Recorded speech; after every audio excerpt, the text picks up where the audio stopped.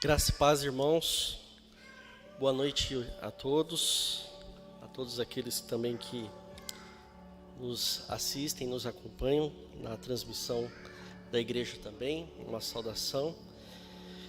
E o tema difícil hoje é muito difícil, irmãos. Assim, desde que houve a escolha do tema e passaram para mim essa incumbência, eu estou tenso até hoje com esse tema. Mas, para o conforto dos irmãos, é um pecado que eu também luto com ele. Então, é um pecado que nós lutamos juntos, com a graça de Cristo. Mas antes de falar desse pecado, gostaria de fazer uma ilustração. Alguns irmãos aqui que são da minha época, deixa eu pensar aqui, o Davi, o Daniel, quem mais? O Júnior também. Vão se lembrar daquele grande personagem Rambo. Todos se lembram do Rambo, né? Os mais novos também. Mas uma das coisas que me chamava a atenção no Rambo era a técnica de camuflagem. Uma técnica militar que ela é muito comum e que faz parte do treinamento de todo soldado. Ele é treinado para se ocultar do seu inimigo. E quando a gente assiste o primeiro, o segundo, terceiro filme do Rambo, a gente percebe que em muitos momentos ele se esconde atrás, né, de um arbusto, ou às vezes ele vai se camuflar dentro, né, de um lamaçal, e ali ele consegue de alguma forma armar até uma emboscada para os seus inimigos, né? E isso era uma característica muito interessante em todos os filmes que eu assistia dele. Isso na minha época, né, irmãos? E o engraçado é que em 2020 teve um cidadão, se eu não me engano, lá na Alemanha, que ele foi apelidado de o Rambo da Floresta Negra, justamente porque era um homem que estava sendo procurado pela polícia por muitos dias e ele usava da mesma técnica de camuflagem. E por que eu estou dizendo isso? Porque o pecado que nós iremos tratar hoje, na nossa série de mensagens, Pecados Intocáveis, é um pecado que, semelhante ao Rambo, ele tem o poder de se autocamuflar. Muitas vezes, não é um pecado muito evidente às pessoas que nos olham. E o duro desse pecado, irmãos, é que muitas vezes, além dele se autocamuflar, ele tem o poder de camuflar outros pecados no nosso coração.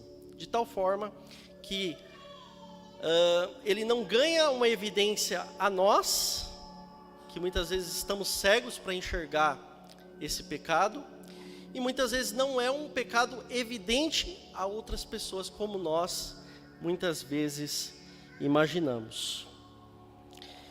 Esse pecado se chama orgulho.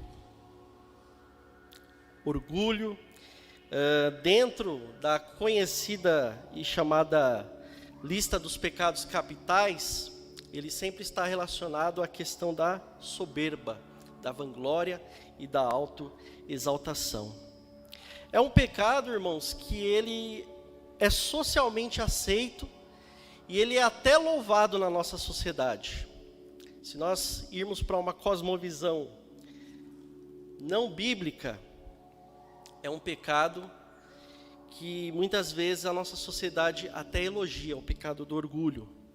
Mas se tratando de nós cristãos, eu estava conversando ontem com a minha esposa, e eu falava como esse pecado, muitas vezes, ele é subestimado por nós. O quanto subestimamos esse pecado no nosso coração, né? Quando nós vamos para o âmbito da igreja, e eu sempre ouvia uma expressão muito usada, fulano de tal, ou pessoa, ou a cicrana, né, caiu em pecado. a expressão cair em pecado, a primeira coisa que vem à nossa mente sempre é aqueles pecados mais graves, né, da lei, mais capitais, mais ofensivos. E é claro, não é um pecado, por exemplo, como os pecados morais, não tem como a gente também diminuir no sentido de que não tenha grandes consequências, vai haver grandes consequências. Mas quantas vezes nós caímos em pecado no que diz respeito ao pecado do orgulho? E por que eu digo isso? É muito conhecida a expressão, o orgulho precede a queda, que não é só uma expressão, mas é um versículo bíblico. Lá em Provérbios 16:18 diz: o orgulho vem antes da destruição, o espírito altivo antes da queda. Pelo orgulho, como diz C.S. Lewis, o diabo virou o diabo. Pelo orgulho, nossos primeiros pais começaram a se auto-justificar diante de Deus após comerem do fruto proibido e acusando uns aos outros. Não tiveram a franqueza de se responsabilizar diante de Deus. O homem, cabeça federal, o líder, culpando a sua auxiliadora. A auxiliadora culpando a serpente. Mas nenhum deles tiveram a franqueza e a sinceridade de reconhecer o seu pecado diante de Deus. Antes, por causa da vergonha, eles fizeram roupas para cobrir a sua vergonha. Por causa do orgulho, nós vemos, conforme já foi pregado nessa comunidade, a história da Torre de Babel. O desejo de tornar o nosso nome conhecido e celebrado, de tal forma que as outras nações olhem e possam admirar a nossa fama. E pelo mesmo pecado, nós vemos como é sério o pecado do orgulho, pelas consequências que ele pode provocar em reinos, porque muitos reinos caem por causa do orgulho. Em nações, porque muitas nações caem por causa do orgulho. Em povos como o povo de Israel, que caiu no cativeiro babilônico por causa do orgulho. Deus avisando sobre o pecado deles e eles não se arrependendo e teimando em seguir os seus caminhos. Até os discípulos de Jesus foram tentados em relação ao orgulho. Quem é o maior? Quem pode se assentar à direita e à esquerda do nosso Senhor? Era uma das principais preocupações deles no final ali da trajetória de Jesus. Até o apóstolo Paulo, o maior contribuidor do Novo Testamento, foi tentado a se orgulhar pelas revelações que Deus havia dado a ele. E por causa dessa grande tentação, Deus ali deu um espinho na carne e que fez Paulo sair dali louvando e enaltecendo a graça de Deus.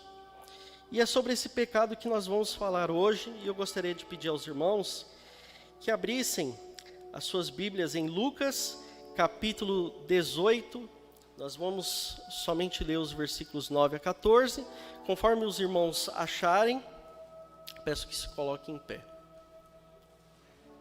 Lucas 18, Evangelho de Lucas, capítulo 18, versículos 9 a 14.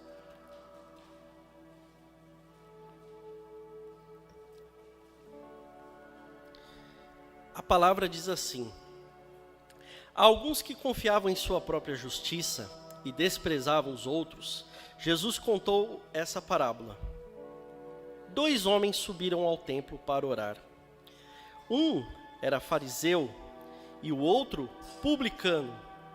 O fariseu em pé orava no íntimo: Deus, eu te agradeço porque não sou como outros homens, ladrões, corruptos, adúlteros, nem mesmo como este publicano.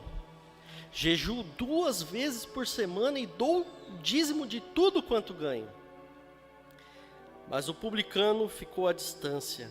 Ele nem ousava olhar para o céu, mas batendo no peito dizia: Deus, tem misericórdia de mim, que sou pecador.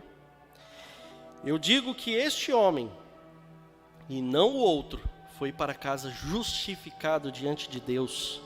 Pois quem se exalta será humilhado, e quem se humilha será exaltado. Amém? Os irmãos podem se assentar. Só contextualizando, irmãos, eu gosto muito do Evangelho de Lucas. Foi o evangelho que eu usei na minha monografia, né, da faculdade. E uma coisa interessante que chamou a atenção até das pessoas que estavam ouvindo a explanação da tese, é que Lucas, ele foi considerado o evangelho universal. E a gente precisa explicar muito bem o porquê da palavra universal.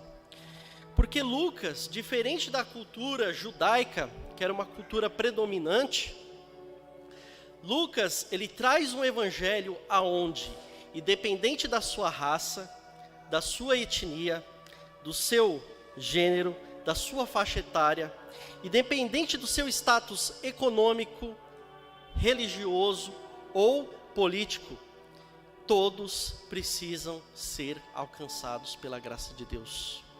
Todos precisam de salvação. Todos são pecadores e precisam ouvir a pregação do Evangelho. Com base nisso, Jesus conta uma parábola que é registrada aqui por Lucas. O versículo 9 começa assim: há algumas pessoas que se consideravam justas ou confiavam na sua própria justiça e desprezavam os outros. Jesus contou uma parábola. Lembrando que parábola, irmãos, é uma narrativa alegórica, ela é ilustrativa.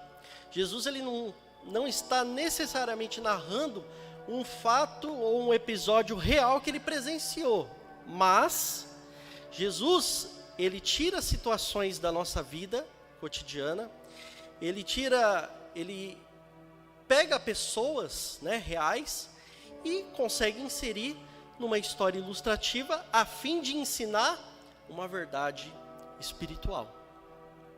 E a verdade espiritual que Jesus quer ensinar nessa parábola diz respeito ao pecado aceitável do orgulho. Hoje, nós não pretendemos aqui esgotar o assunto totalmente, né?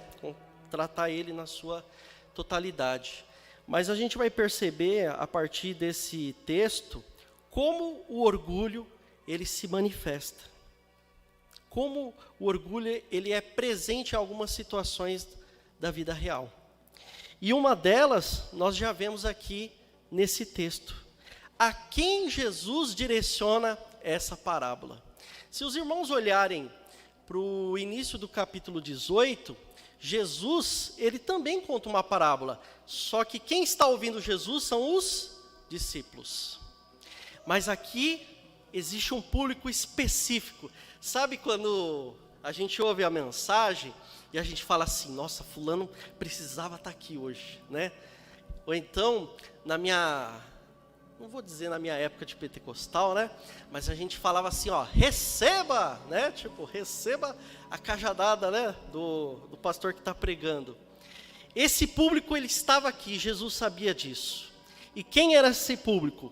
Algumas pessoas que confiavam em sua justiça própria e desprezavam os outros.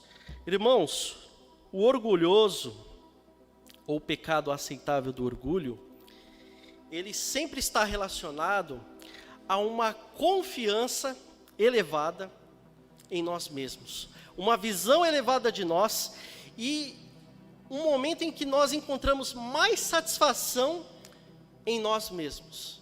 Definindo assim, parece uma coisa muito pesada, muito distante da nossa realidade. Você diz, nossa, isso não tem nada a ver comigo. Mas Jesus, ele dá um exemplo. Esse público está cheio de pessoas que seguem mais o seu senso de justiça própria do que a fé no Evangelho. Perceba o texto. Eles confiavam mais em sua justiça própria. A primeira manifestação de orgulho nesse texto é a justiça própria. Irmãos, o que é a justiça própria? A justiça própria, ela é uma tendência que o nosso coração tem de olhar para nós mesmos e para a bondade do nosso próprio coração. A ponto de, ao invés de nos achegarmos com fé e dependência na justiça de Deus, o que nós fazemos? Nós estabelecemos a nossa própria justiça. Agora sim, isso tem tudo a ver com nós. Quantas vezes nós somos guiados pelo nosso senso de justiça para lidar com uma situação do dia a dia? Ou às vezes a justiça própria, como esse texto mostra, já é uma característica nossa. Sabe quando você tem uma tendência de provar que você está certo?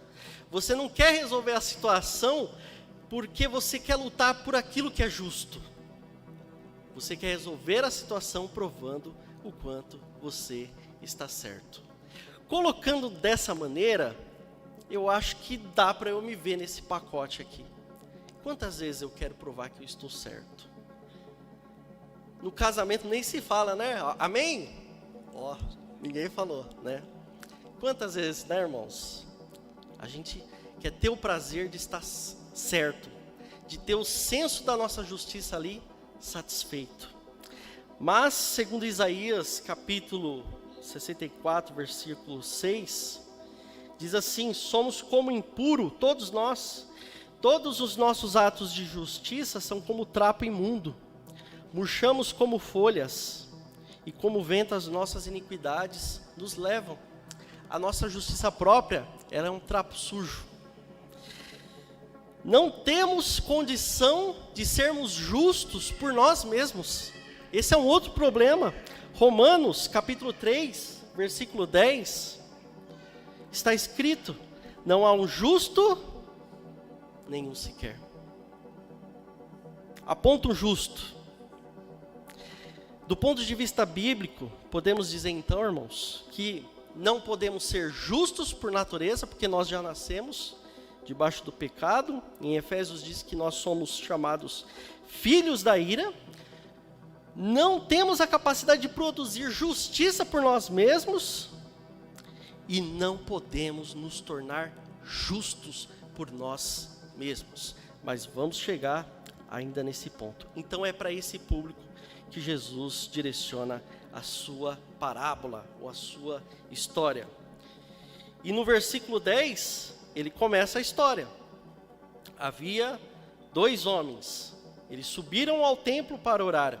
Um era fariseu e outro era publicano. Irmãos, o fariseu, ele é a elite conservadora daquela época.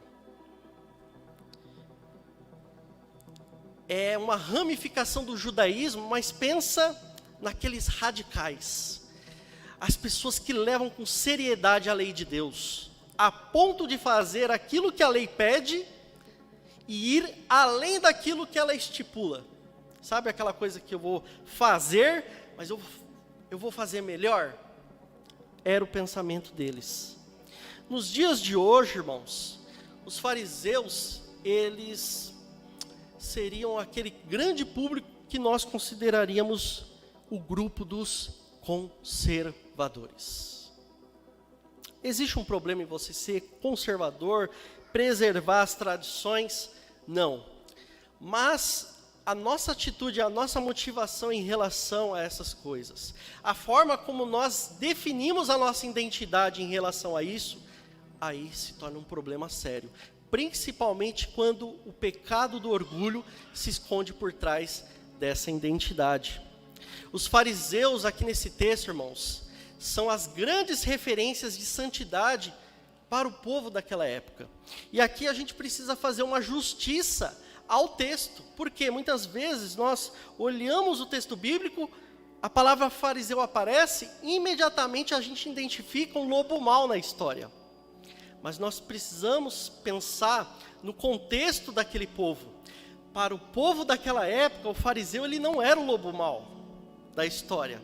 O fariseu era a referência de homem de Deus, de mulher de Deus, de homem de oração, joelho ralado, um homem que fazia os seus jejuns, entregava os seus dízimos, uma referência para a sua vida moral e ética.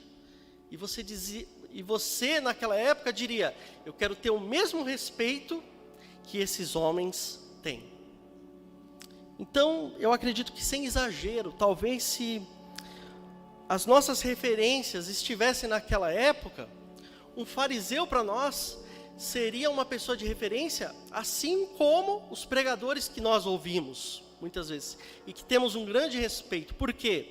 Pelas palavras que eles ministram, pela seriedade que eles levam à palavra de Deus, e pela vida que nós enxergamos, em parte, que eles vivem, né? Mas não conhecemos o coração. Por outro lado, nós temos um outro extremo. Ao invés das pessoas que chegaram ao topo, agora você tem uma visão de uma pessoa que chegou ao fundo do poço. E nessa época eles eram chamados de publicanos. Quem eram os publicanos? Os publicanos, eles eram funcionários do governo romano. E muitas vezes eles ocupavam o trabalho de dirigente dos trabalhos.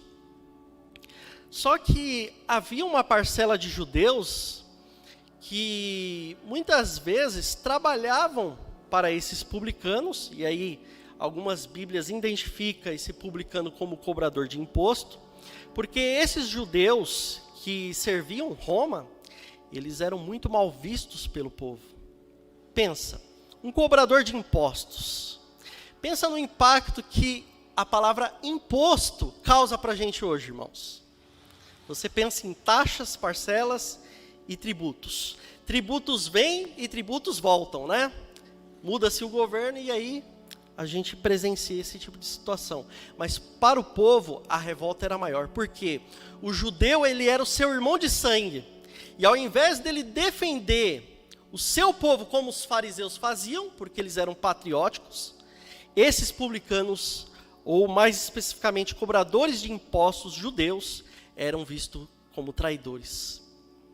Mas não para por aí, eles eram corruptos, porque além de cobrar a taxa do povo, eles deveriam reter parte desses impostos para si mesmos. Então eles tinham uma fama muito semelhante ao contexto brasileiro, que os políticos têm, ou talvez numa explosão de indignação, o tipo de indignação que você se mostra contra o banco, né, pelos altos índices, né, de taxa, de impostos e tudo mais.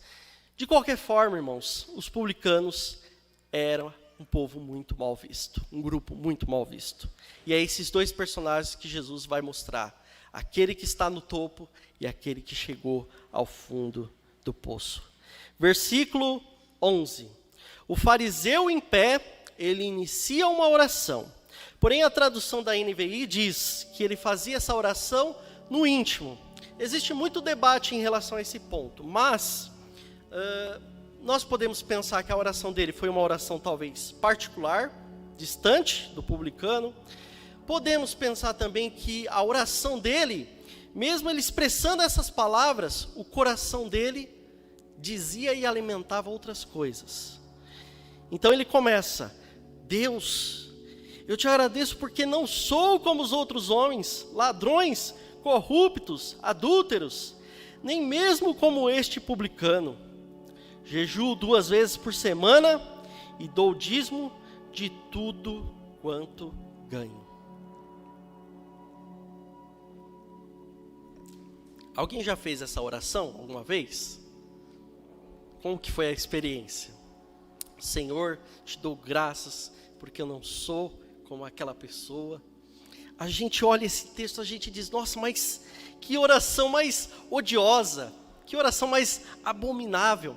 Mas a questão, irmãos, é que ele orava no íntimo. O orgulho, ele necessariamente não envolve um problema de comportamento. Ele é um problema do coração.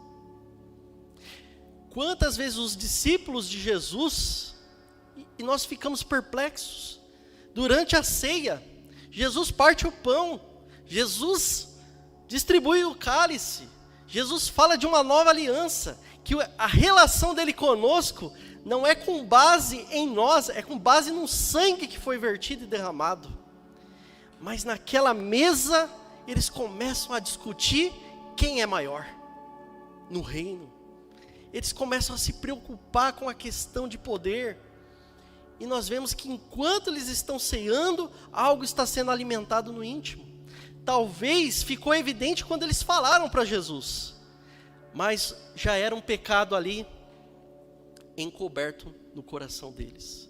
Às vezes, nós olhamos o estereótipo das pessoas e temos a tendência de classificar elas com base no comportamento. Então, uma pessoa enérgica, uma pessoa extrovertida, a gente diz, é um orgulhoso, ele não para de falar, ele gosta de falar na frente das pessoas, ele gosta de fazer isso, aquilo, e não necessariamente.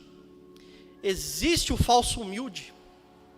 Existe muitas vezes, que nem já aconteceu comigo, né? Aqueles dias que você diz, eu sou um fracassado, né? Nossa, só fracasso, só dá coisa errada. E aí a pessoa fala, puxa vida, nossa, ele está se humilhando, né? Ele está se diminuindo, ele não é nada mesmo. Mas no fundo, existe um orgulho socialmente aceito e alimentado nesse coração. Por quê? Ao mesmo tempo que eu digo para mim, eu sou um fracasso, o tempo todo eu estou me colocando no centro da atenção. Eu não estou conseguindo direcionar o meu olhar para o alto, só direciono a mim. E o pior desse texto, irmãos, é que além desse homem direcionar o olhar durante a sua oração para si mesmo, ele olha com desprezo para o seu irmão e para o seu próximo. É aí que nós identificamos a presença do orgulho. Esse homem, assim como até aqueles que não professam nenhuma religião, ele tem preocupações legítimas. Ele se preocupa com a ética, ele se preocupa com a moral, ele se preocupa com os valores, até da moralidade cristã, como os ateus e pessoas conservadoras fazem. Mas a questão não é só em relação à moralidade ou à ética, mas é a atitude dele em relação a elas. Nós percebemos que durante a oração dele, o que fica evidente é a superioridade moral, o sentimento de superioridade em relação ao outro. Ele não é como o outro. Ele olha para a lei de Deus, onde nós vemos a revelação da santidade e da justiça de Deus, e ele diz que ele não se comporta como o outro, e que diante de Deus ele realiza os seus deveres religiosos, com dízimos e jejuns, né? É muito comum também as pessoas usarem esse trecho para abordar alguma coisa em relação ao debate do dízimo, mas não é esse o foco de Jesus no contexto. Esses deveres, eles eram totalmente legítimos. Por exemplo, se nós olharmos para Deuteronômio, capítulo 26, versículos 12 a 14, não sei se eu coloquei essa referência aí. Isso, coloquei. Então, em Deuteronômio 26, 12 a 14 diz, quando vocês tiverem separado o dízimo de tudo quanto produziram no terceiro ano, o ano do dízimo, entregue-no ao levita, ao estrangeiro, ao órfão, à viúva, para que possam comer até saciar-se nas cidades com vocês. Tem continuação? Depois digam ao Senhor seu Deus, retirei da minha casa a porção sagrada e dei ao levita, ao estrangeiro, ao órfão, à viúva, de acordo com tudo aquilo que o Senhor ordenou, que ordenaste. Não me afastei dos teus mandamentos, nem esqueci nenhum deles. Não comi nada da porção sagrada enquanto estive de luto, nada retirei dela enquanto estive impuro, e dela não ofereci nada aos mortos. Obedeci ao Senhor, o meu Deus, fiz tudo o que o Senhor ordenou. Em partes a oração dele não está equivocada. Talvez realmente ele não praticou essas coisas. E realmente ele dava o dízimo conforme a orientação da lei mosaica. Mas existem alguns detalhes nesse texto e na atitude desse homem que não se relaciona com uma oração de um coração voltado a Deus, de um coração grato a Deus. Ele deveria realizar essa oração, mas agradecendo a Deus pela produção, declarando a sua obediência, pedindo a bênção de Deus. Mas vocês percebem um detalhe? Nesse texto, o próximo aparece. Parte desse dízimo, ele era destinado ao próximo. No entanto, na oração desse homem, ele usa algo tão precioso como a oração, como um crédito diante de Deus e um motivo de desprezo em relação ao seu semelhante. Esse é o problema da superioridade moral. Como esse homem é diferente da atitude do profeta Isaías do capítulo 6. Isaías olha para o povo e diz: é um povo de lábios impuros. Mas Isaías, ele não se compara. Ele não diz: mas eu, Senhor, eu sou fiel. Não, ele diz: Senhor, eu também habito no meio desse povo. E o Senhor toca os seus lábios impuros e purifica. Diferente de Elias: Senhor, mataram os teus profetas, só eu fiquei. O que lhe diz a resposta divina? Não é só você que ficou, você não está sozinho no barco. Eu reservei pessoas que não vão dobrar os seus joelhos a Baal. Então, irmãos, esse aspecto da superioridade moral muitas vezes é o que alimenta o pecado do orgulho no nosso coração. E nós precisamos ter cautela em relação a isso. Próxima questão do texto é que esse homem usa uma coisa muito perigosa. Até pessoas que muitas vezes não conhecem a Bíblia, as Escrituras, profissionais, como psicólogos ou filósofos, muitas vezes criticam esse tipo de atitude, que é a comparação. A comparação, ela é um grande gatilho para o coração orgulhoso, para o pecado intocável do orgulho. E para falar desse quesito, eu só gostaria de fazer menção de uma colocação que o C.S. Lewis faz com muita genialidade. No seu livro Cristianismo Puro e Simples, C.S. Lewis diz o seguinte: é a comparação que nos torna orgulhosos. O prazer de estar acima das outras pessoas. Uma vez eliminado o comportamento competitivo, desaparece o orgulho. O prazer do orgulho não está em ter algo, mas somente em ter mais do que a pessoa ao seu lado.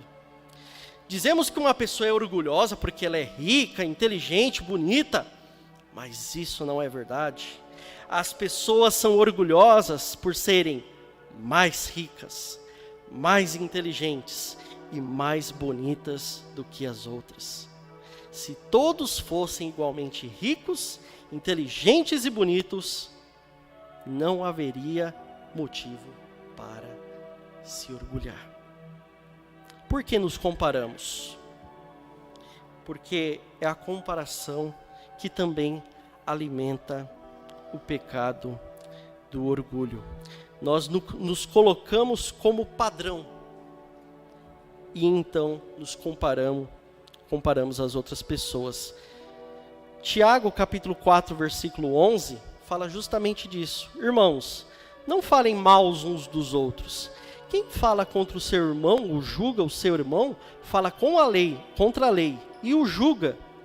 Quando você julga a lei, não está cumprindo, mas está agindo como juiz.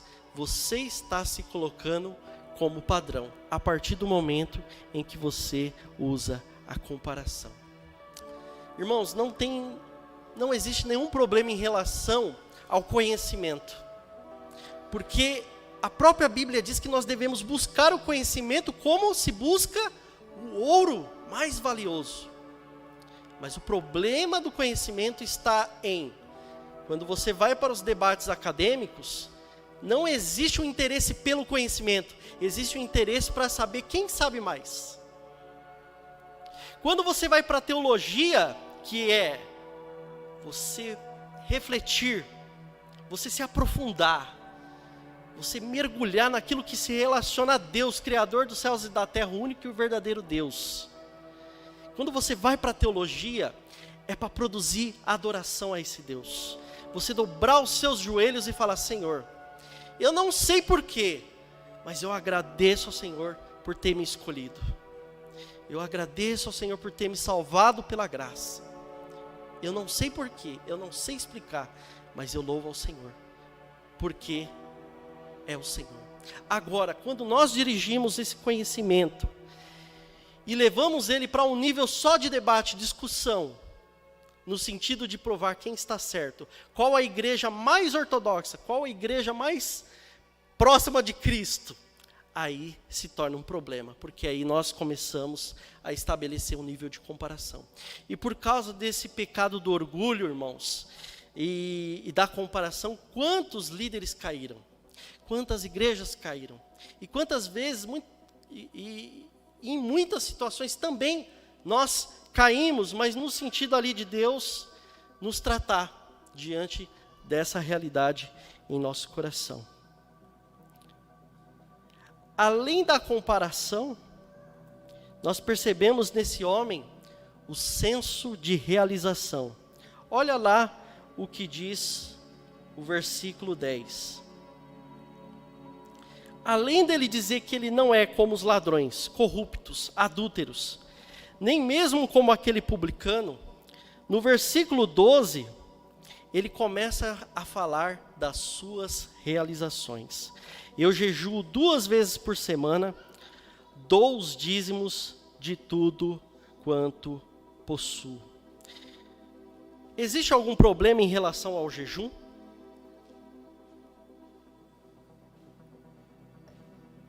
Existe algum problema em relação ao dízimo? Se nós dispormos de coração alegre a expressar a nossa gratidão a Deus por tudo aquilo que Ele nos deu, existem referências bíblicas que falam sobre o dízimo, como nós já mencionamos, mas a questão é que os fariseus, além de levarem com seriedade a obediência à lei, eles faziam aquilo além do que a lei estipulava. Então a lei dizia para dizimar da sua produção de vinho, do seu cereal, do seu azeite, mas aqueles homens, eles eram tão radicais que até os temperos e até as especiarias eles dizimavam. Até os temperos ali, que vai na comida. E as especiarias, os aromas, né, que eram muito usados ali na época para aromatizar o ambiente do templo, até nesses detalhes, Jesus diz: vocês são muito zelosos. Está lá em Lucas, capítulo 11, versículo 42. O endro, o cominho e a hortelã, eles dizimavam desses materiais. Esse homem religioso, ele fazia as coisas não pela consciência que ele tinha da graça de Deus, e não para a glória de Deus, mas para o senso de realização. Aí, nesse ponto, realmente eu fiquei desconfortável. Porque muitas vezes, irmãos, nós fazemos coisas e dizemos: isso é para a glória de Deus. E aí parece que passa um filme na minha mente, de quantas vezes eu preguei um sermão para a glória de Deus, de quantas vezes eu toquei para a glória de Deus, de quantas vezes eu verbalizei que eu estava fazendo algo e eu falava para o pastor ou para as pessoas: não, isso é para a glória de Deus. Mas a questão é que no meu íntimo, o que gritava era a aprovação e o elogio das pessoas, a opinião que elas tinham em determinado comportamento ou atitude. E no final, o senso de realização, de missão cumprida. Era difícil chegar e dizer: glória a Deus, né? Pela graça, nós chegamos lá. No final, ficava ali os aplausos. Você é uma bênção, né? Quando nós vamos para a nossa sociedade, irmãos, nós percebemos que isso já é um pecado elogiado, celebrado. O orgulho, ele já foi elevado ao status de virtude para a nossa sociedade. Eu gosto muito de assistir documentários. E muitos desses comentários envolvem ativistas, pessoas que ali atuam em relação aos direitos humanos. Nós vemos grandes organizações envolvidas no combate à fome e tantas outras coisas. Tudo isso é louvável, tudo isso é legítimo, irmãos.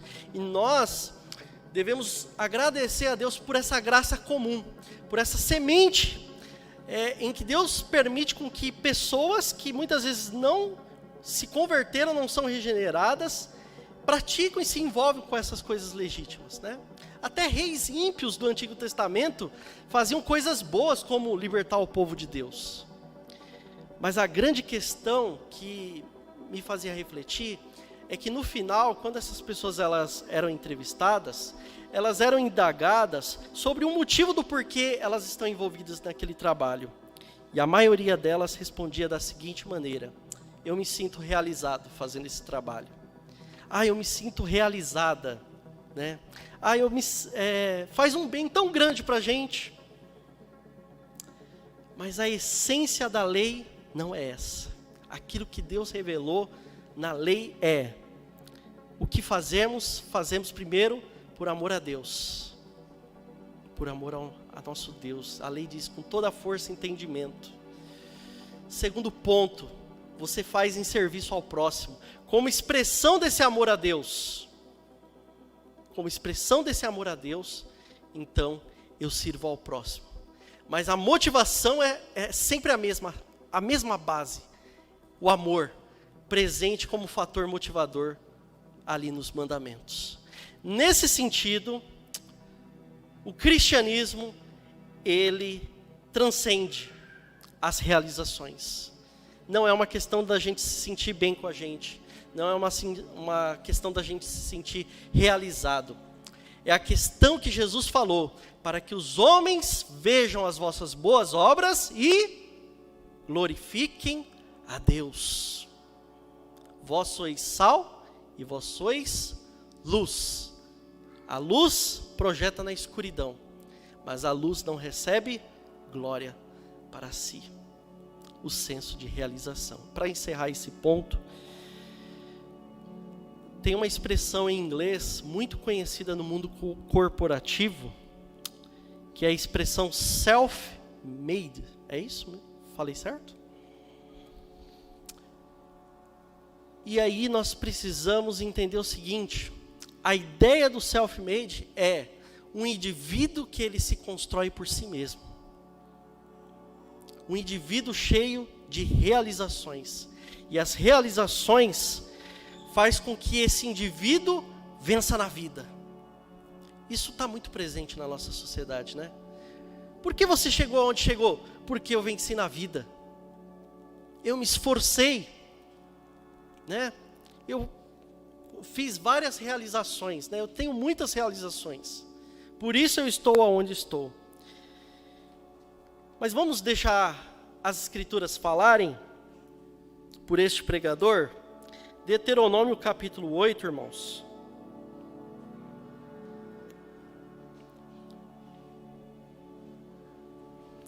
Versículos 17 e 18.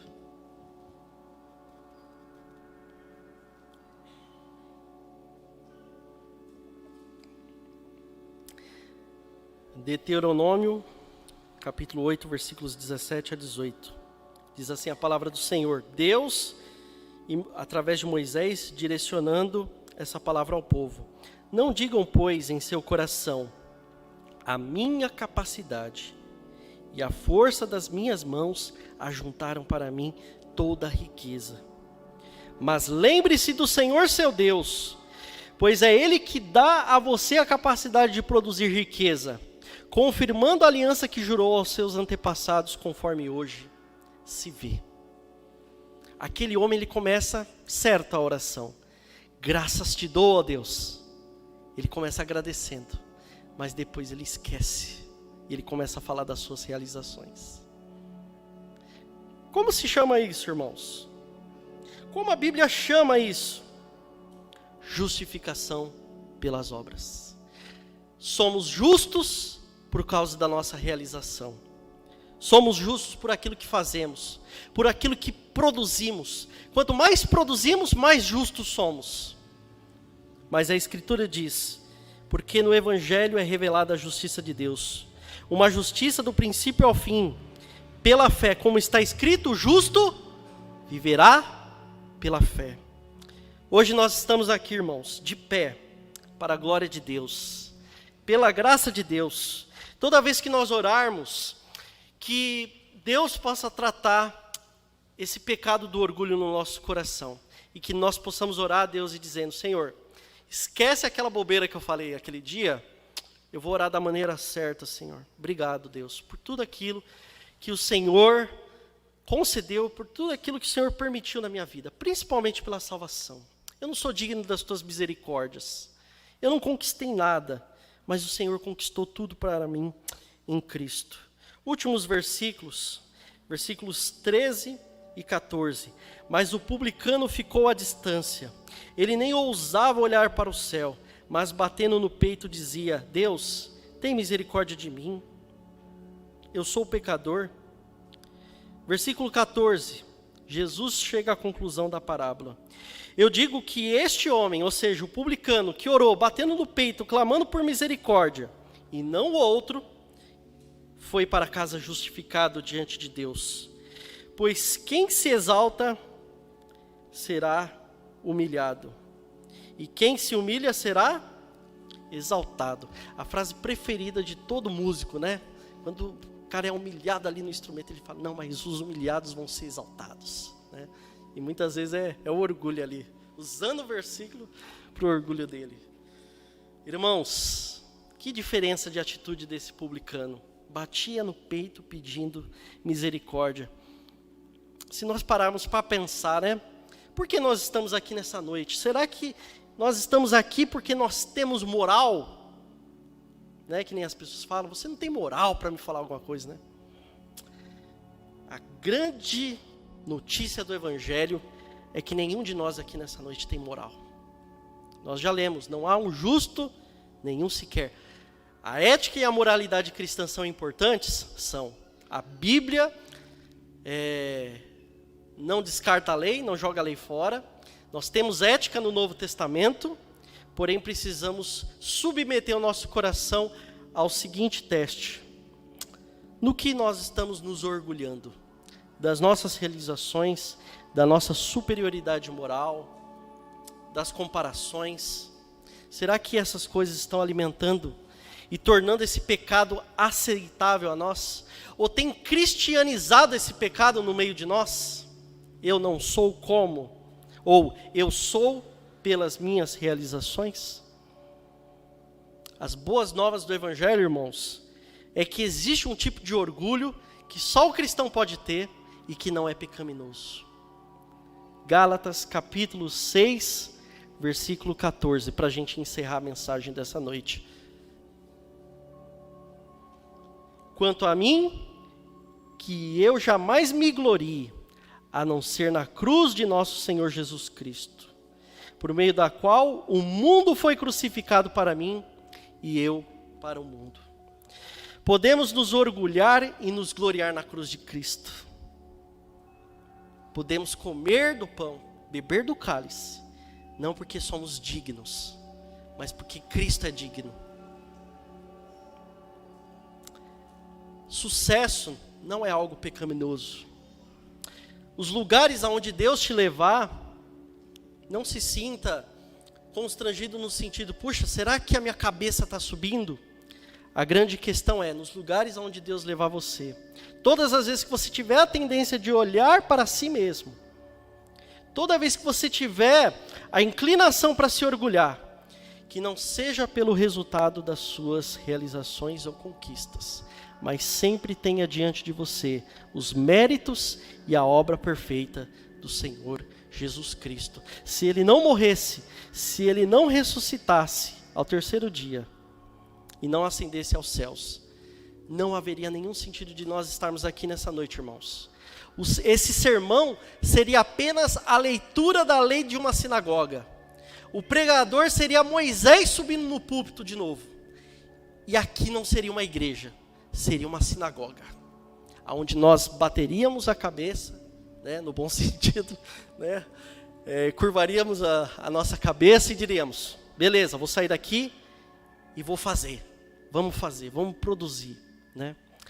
Não, aqui é um lugar de esperança, aqui é um lugar de pessoas que foram humilhadas e quebrantadas pelo Evangelho, para depois ser salvas por ele.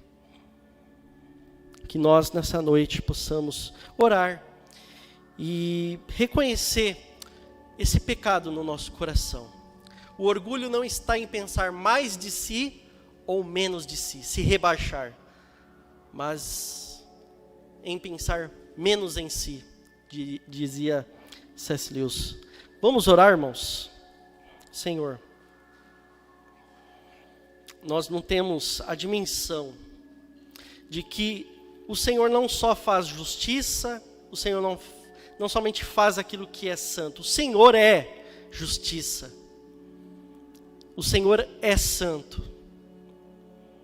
O Senhor é quem se revelou a Moisés no monte, de tal forma que o povo tremia diante de tanto temor à santidade e à manifestação do Senhor. E o Senhor também é amor, o Senhor é misericórdia e o Senhor é graça. De tal forma que a maior revelação que nós temos hoje, a revelação perfeita que nunca falha, é aquela que o Senhor revelou através do teu Filho Jesus, que é o esplendor da tua imagem santa, o unigênito Filho do Deus vivo, nosso Senhor Jesus Cristo. Que todas as vezes que nós formos tentados a olhar para nós mesmos, Senhor, nós possamos olhar 10 vezes para o Senhor Jesus Cristo, lutar contra o nosso pecado dia após dia, mas sempre olhando para o autor e consumador da fé. Que o teu Santo Espírito possa aplicar essa palavra aos corações, que o teu Santo Espírito possa transformar, regenerar pessoas pelo poder do Evangelho.